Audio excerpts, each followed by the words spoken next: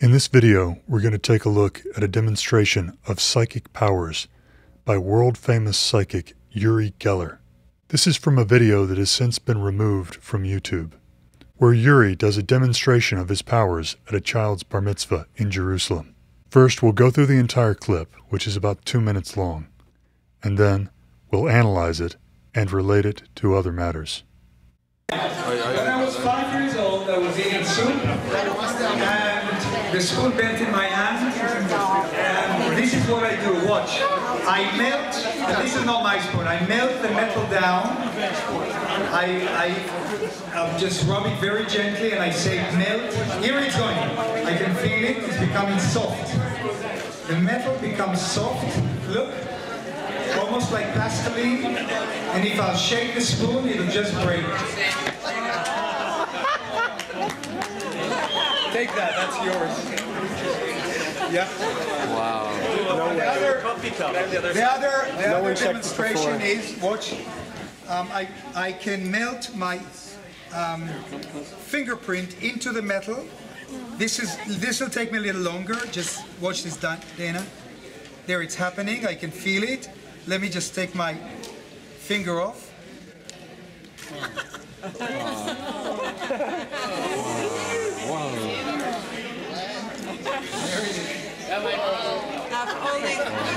Wait. You have to do it for the bar mitzvah boy. Come here. No, I'm coming to his bar mitzvah. Come here. I want to make sure you come up here a second. Tomorrow morning we're taking to the hotel. Do we have any spoons left? Yeah, I have one. This one was not planned because this is straight from the tea. Okay, watch this. I would love to meet you. Can I get your email address?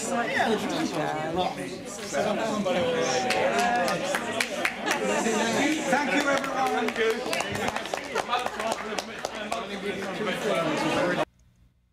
So there it is. Do you think Uri Geller actually demonstrated psychic powers here?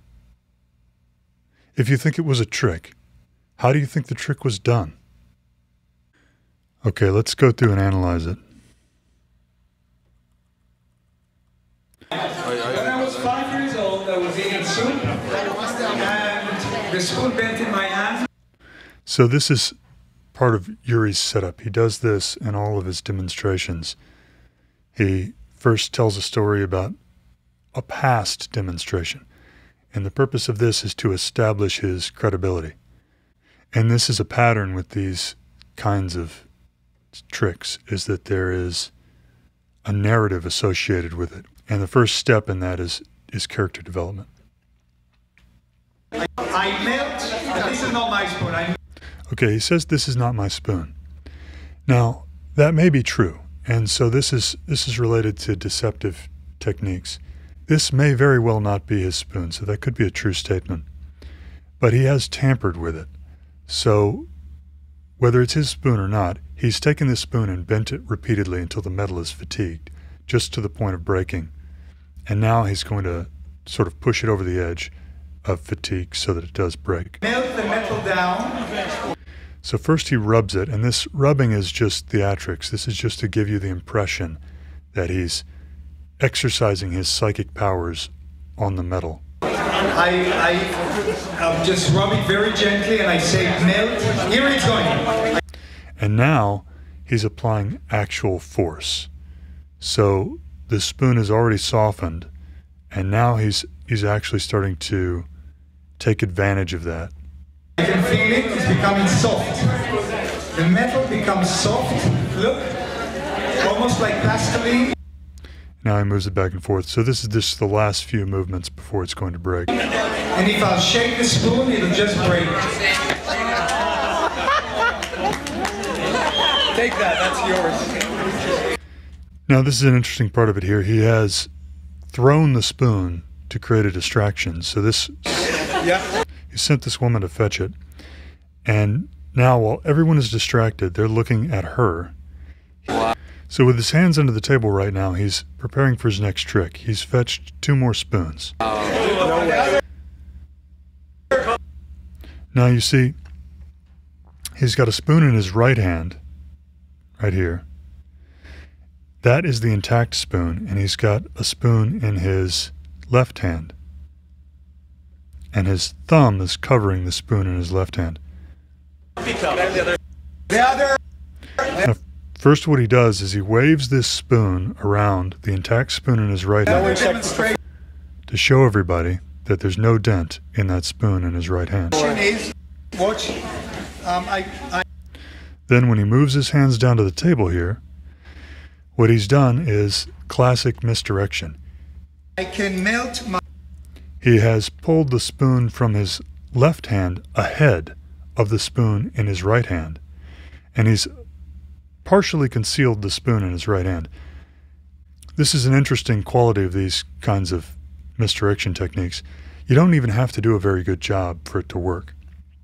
So he hasn't even bothered to effectively conceal the spoon in his right hand because he knows that everyone's going to be focused on the spoon in his left hand anyway. My fingerprint into... So you can see the spoon still in his right hand. There's the intact spoon. And then this is the spoon that he's had his thumb over the whole time. To the metal. This will take me a little longer. Just watch this, Dana.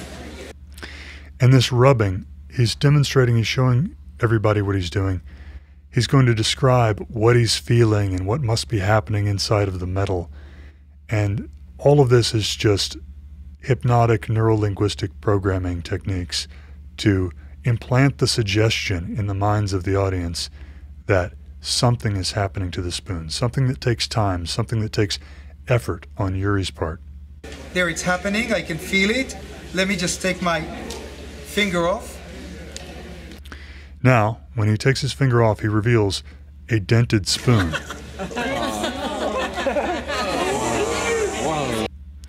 And the audience is suitably amazed. Look at everybody is smiling and taking pictures and completely dumbfounded at how this is possible. But what's actually happened is quite simple.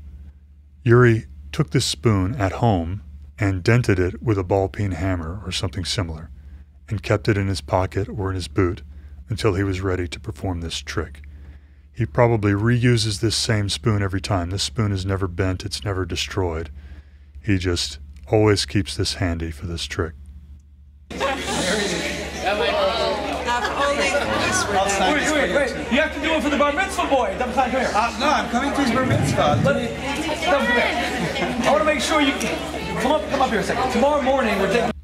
Now this part is interesting because Uri isn't prepared for this trick. He already played all his cards, and now the host wants him to do another trick. So you can see the gears turning right now. He's got to think up another trick. To the hotel. Do we have any spoons left? Yeah, I have one. This one was not... So the host thinks he's going to use this spoon, and this ends up just serving as a distraction. Plan, because this is straight from the tea. Okay? So now we got to replay it because you just missed it. So Uri has a spoon, and he's going to turn around here, and now while he's turned, he's bending that spoon. For this trick, it doesn't have to be a serious bend. Just any bend, a couple of degrees, is enough to make a convincing version of this. So he turns around and hides what he's doing, bends the spoon, and comes back around with the already bent spoon covered with his hands. And now he's doing the rubbing again, like he's psychically affecting the spoon. And then he pushes it out from underneath his hand, just to reveal the bent portion. This kid actually seems to be hip to what's going on here. And there you go with that spoon. And you've got this artifact to show it off. Thank you, everyone. And that's how it's done. Did you guess right? It's really quite simple. And there are a few things that are interesting about that. One is that Uri's been doing this for decades. This trick has earned him millions of dollars, sold a lot of books, it's sold a lot of public appearances. This works on people. And these techniques, this misdirection, this sleight of hand, it's not exclusive to physical objects. This kind of deception works with ideas just as well. And that's what we see happening in the case of the Suttavadins. They hold up the suttas, they occasionally read from the suttas, they refer to the suttas, they say that what they're teaching comes from the suttas.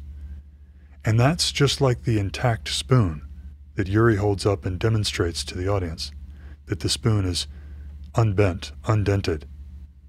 But then he swaps it out for another spoon, one with a dent in it already. This is what the Suttavadins do. They hold up the suttas, show you this is good, this is an authoritative thing, and then they swap it out for something else, something that has no basis in the suttas. So the important thing to understand about this trick is that there are two spoons. There's no transformation from the intact spoon to the dented spoon. That transformation comes from the illusion that there's only one spoon. But since there were always two spoons, it's not actually anything remarkable happening. It's just one intact spoon and one corrupt spoon. It's the same thing with the Suttavadins. They've got the intact spoon is the suttas, the true teaching, and the corrupt spoon is their own teaching, the TWIM teaching, this false teaching. And there's no connection between the two, no transformation. The narrative that they want you to believe is that they've somehow extracted the true meaning. They've decoded the esoteric meaning of these things for you. And that's what they're presenting to you, when really they're presenting something else. And this other thing that they're presenting is a syncretic belief system. It's a combination of a number of different things that Bhante, Vimalaramsi, and Delson Armstrong were exposed to in their lives. And they assimilated this, they bundled it up, they put a bow on it, they called it TWIM. And they're using deceptive tactics to make it seem as though there's a connection between that and the original teachings of the Blessed One. And they're not the only ones, and this has been happening for a very long time. The commentary called the Visuddhimagga, the author of that work called himself Buddha Gosa. It means the voice of the Buddha. And the premise of these commentaries was that they were the decoded version of these esoteric teachings. It was leaning on the authority of the suttas, but saying, you don't have to read the suttas, we've repackaged this for you, so just read this instead. And never mind that most of what's said here doesn't follow from the suttas at all. You can't even find a basis for it in the suttas. But just because everyone else is doing something wrong, something evil, doesn't make it okay that people are doing it. And there seems to be a lot of confusion about this. With the presentation, several people had the reaction of, well, how can you criticize the Suttavadins for doing this when all of these other groups are doing it? This is a ridiculous position. It's wrong when anyone does it. But it takes a lot of time to go through and explain how all of these things are wrong, just like it took time to go through this video. Now, another interesting thing about this is that this can serve as kind of a cognitive test. Many people who watched the video the first time might have taken it to be a real demonstration of psychic powers. Certainly there are millions and millions of people who have been taken in by this kind of trick. And even if you're the smartest person in the room with the highest IQ, if you're sleep deprived at the time you see something like this, you're far more likely to accept it as being real. And this is relevant because the Suttavadins promote sleep restriction. The more advanced a student is in TWIM, the more they're expected to restrict their sleep. And one of the first things to happen when you restrict your sleep is that your visual acuity goes down, your mindfulness goes down, your discernment goes down. Your suggestibility increases, and you're far more likely to fall for this kind of deception. And they know this. They rely on this. And it's not just them. This practice, sleep restriction, is common to many cults. And that's not the only practice that's leading to this kind of effect. There's also the relaxing of the brain, the radiating loving kindness to the teachers. So hopefully this has shed some light on the situation and given you a new way to look at these matters.